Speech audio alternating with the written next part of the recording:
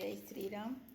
మనము చేసే కర్మలు అన్నీ మన దగ్గరికి వచ్చేటప్పటికి ఒక న్యాయంగా ఉంటుంది, కానీ భగవంతుడి దగ్గరికి వచ్చేటప్పటికి ఆయన ఆలోచన విధానంతో వేరే రకంగా ఉంటుంది.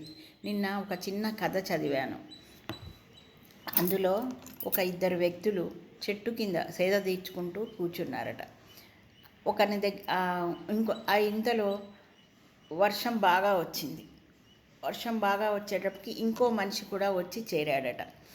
అందులో అట్లా వాళ్ళు సేద తీర్చుకొని ఉన్న తర్వాత నా మూడో వ్యక్తి అన్నాడట, నాకు ఆకలిస్తోంది అని అంటే, సరే నా దగ్గర 3 రొట్టెలు ఉన్నాయి, ఇంకో రెండో వ్యక్తి దగ్గర 5 రొట్టెలు ఉన్నాయి, మనం ముగ్గురం కలిసి సమానంగా పంచుకుందాం అన్నట్ట.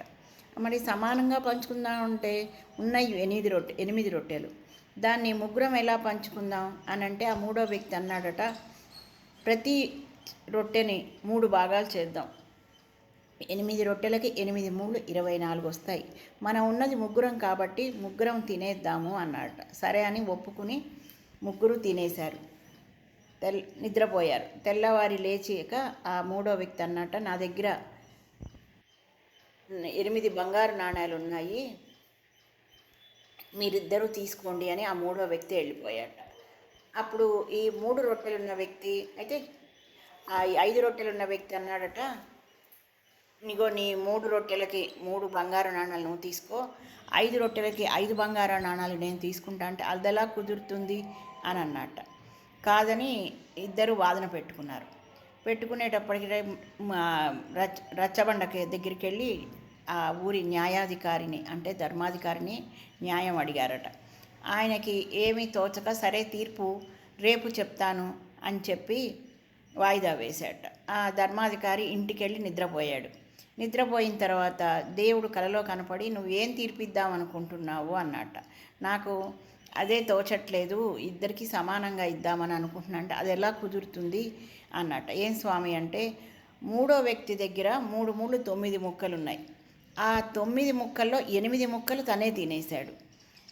5 రొట్టెలు ఉన్నవాడి దగ్గర 15 రొట్టెలకి ఆయన 8 తిని 7 ఒకళ్ళకి ఇచ్చాడు. అంటే దీన్ని బట్టి న్యాయంగా ఇతనికి ఒక్కటే బంగారు నాణెం ఇవ్వాలి నా నిర్ణయం ప్రకారం, కానీ అని చెప్పి దేవుడు ఆ కళ మేల్కున్నాడు. దేవుడు వెళ్ళిపోయాడు, ఆ ధర్మాధికారి మేల్కున్నాడు. తెల్లారిన తర్వాత ఈ తీర్పు చెప్పితే అదేంటి అని అంటాట. అంటే ఈ దేవుడు చెప్పిన నిర్ణయం చెప్పాడు అంటే ఆయన రెండో వ్యక్తి 3 రొట్టెలు ఉన్న వ్యక్తి అనుకున్నట్ట, అదే ఆయన నా 3 అన్న ఇచ్చాడు బంగారు నాణ్యాలు, ఇప్పుడు నాకు ఒక్కటే దొరికింది, ఉన్నదాంతో తృప్తి పడకపోతే ఇలానే ఉంటుంది అని అనుకున్నట్ట. ఇక్కడ భగవన్ నిర్ణయం ఏంటంటే, మనం ఎంత తిన్నామని కాదు, ఒకళ్ళకి మన దగ్గర ఉన్న దాంట్లో ఎంత ఇచ్చాము, ఎంత శాతం ఒకళ్ళకి పెడుతున్నాము అని గుర్తించుకోవాలి.